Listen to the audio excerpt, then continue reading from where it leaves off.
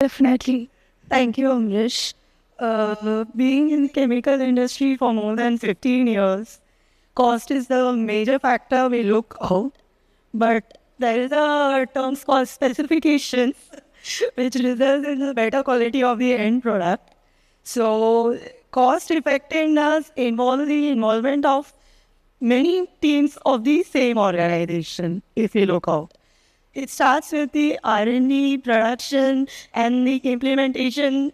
We ourselves, the supply chain, plays a very major role in the implementation of this cost effectiveness, which is a balance sheet. Basically, if you see the dependency of one unique supplier is not possible in current scenario. So development in terms of material development as well as the vendor development, both comes into picture in coordination with R&D team as well as the supply chain team, where there is a lot of hassle and lot of interactions being done in each and every sector, not only in chemical.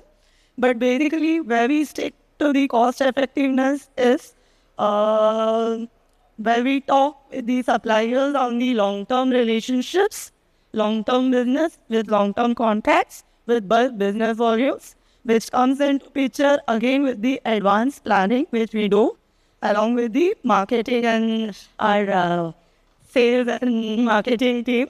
So basically, it's total inclusive if we talk about the cost competitiveness.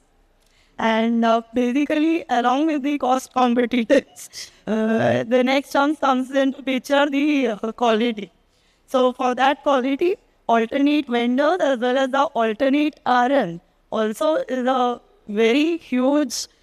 I think most of the supply chain activities stick to the same specifications. We are getting the materials, and just firefighting is not the picture in this particular.